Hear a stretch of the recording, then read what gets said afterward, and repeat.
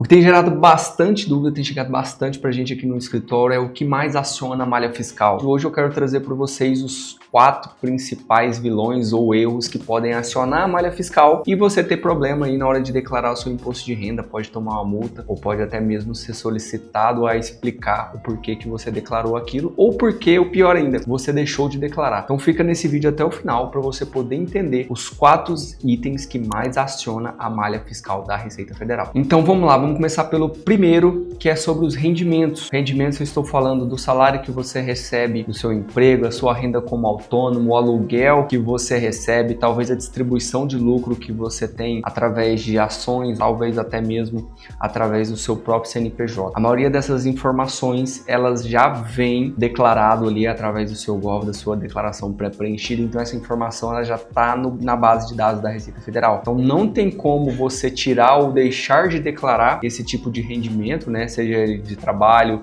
de aluguel, de rendimentos, aí de lucros e de dividendos e outros, para que você não pague o imposto sobre ele ou não pague a diferença ali do imposto de renda, porque provavelmente você vai cair na malha fiscal. Hoje quase 90% aí dos rendimentos tributáveis estão interligados no sistema da Receita Federal, ficando uma parte aí ali das rendas como autônomo. Ali na declaração de imposto de renda tem um campo para a gente declarar ali renda como autônomo, algum trabalho que você fez por fora ou talvez declarar ali algum recebimento do exterior que você teve ao longo do ano, como por exemplo em alguma bet estrangeira que não tenha um registro aqui no Brasil, algum recebimento do exterior que você tenha, talvez não tenha chegado no sistema da Receita Federal, você tem que declarar ali de forma espontânea e provavelmente se você não declarar, eles não vão conseguir enxergar isso porque não teve ali a comunicação com o sistema brasileiro. Como vocês sabem, algumas bets, algumas casas de aposta aí já tem o sistema ali em conjunto com a Receita Federal, então eles conseguem tá verificando ali os seus rendimentos que você teve,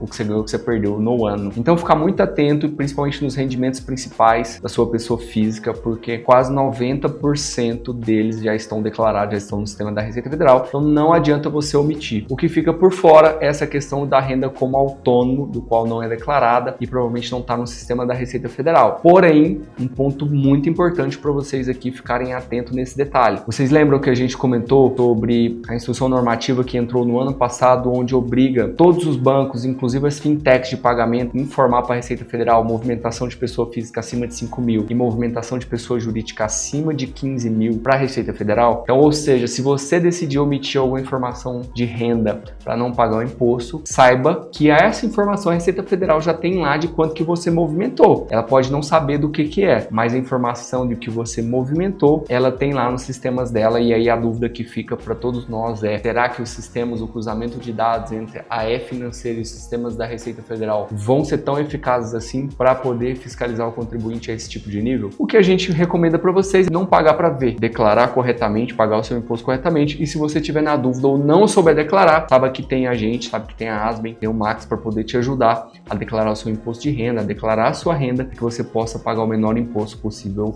dentro da lei. E vamos lá para o segundo item, que são as despesas médicas, uma alternativa muito usada aí muito tempo pelas pessoas para abater, né, o imposto de renda ou até mesmo aumentar a sua restituição, pois as despesas médicas ali, seja psicológicas, médicas, odonto, tudo isso entra como dedutível do imposto de renda. Dedutível do imposto de renda é o quê? Ou faz você pagar menos imposto, ou faz você ter uma restituição maior. E aí, esse ano vocês têm que ficar muito atento no seguinte detalhe: os recibos saúde, né, que antigamente poderia ser feito manual, o médico ou dentista carimbava ali, te entregava isso e você guardava, se algum dia a Receita Federal questionar, você teria o documento, hoje já não é mais aceito, né? Desde o ano passado já não é mais aceito e hoje foi substituído pelo recibo saúde, que é um recibo eletrônico do qual o médico declara que recebeu de você ali a consulta, o procedimento estético, o procedimento odontológico, o procedimento médico. Então, você tem que ficar atento se no ano de 2025 ele não emitiu o recibo digital para você, não adianta ele fazer o recibo manual agora em 2026, porque se você declarar isso, só o recibo manual, provavelmente não, 100% de certeza que você vai cair na malha fiscal, ok?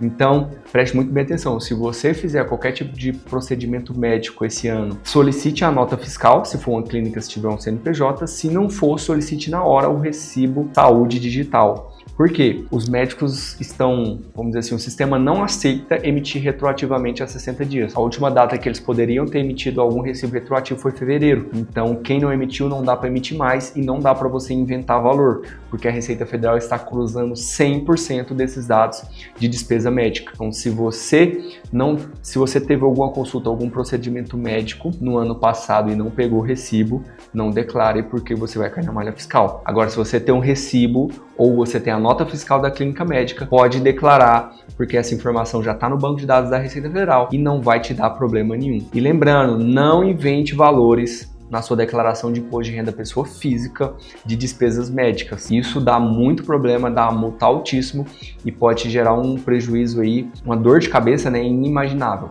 E o terceiro item é um que eu vejo com bastante frequência, principalmente se tratando de pais, tem filhos como dependente, ou esposo, né, marido que declara ali a esposa como dependente, ou vice-versa, né? A esposa que declara o marido ali como dependente, acaba não lançando as despesas médicas de saúde ou os rendimentos tributáveis do dependente. Então, o que acontece? Você declara seu filho já tem um trabalho ali, 16, 17, 18 anos, já recebe de alguma forma ali algum tipo de rendimento tributável, você deve lançar na sua declaração de imposto de renda a renda que ele tem. Mesma coisa a sua esposa. Se você declara a sua esposa como dependente, você tem que declarar ali os rendimentos que ela tiver. Por quê?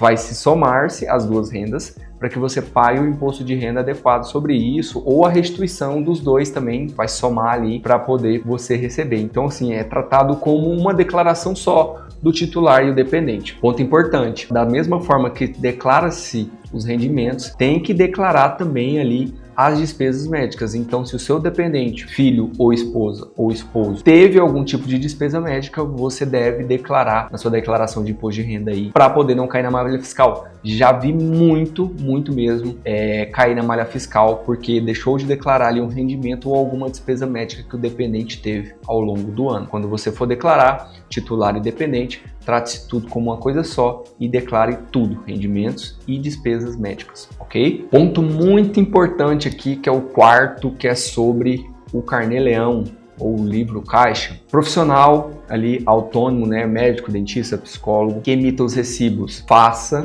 o seu recibo, o seu livro caixa mensalmente para apurar ali o valor que você deve pagar ou não de imposto de renda. Para você também que recebe aluguel, tem que fazer o livro caixa mensal, para que quando você for fazer sua declaração de imposto de renda, todas essas informações já subam ali de forma automática para dentro da declaração de imposto de renda pessoa física, e ali já some-se os impostos que você já pagou, a diferença que você tem que pagar. Essa informação já vem pronto. Acontece muito das pessoas pensarem que eu já estou fazendo o livro caixa, já estou fazendo o Carnê-Leão, eu não preciso subir essas informações no imposto de renda porque já está tudo lá. Essa informação é errada, você tem que pegar a informação do livro caixa ali do Carnê-Leão, subir para a declaração de imposto de renda, declarar o restante das informações para poder enviar sua declaração para a Receita Federal. Não pode mandar a sua declaração, vamos dizer assim, seca, e o livro caixa ali, porque ele foi feito ao longo do ano, né, ao longo dos meses, você não juntar com a declaração de imposto de renda. Você tem que juntar tudo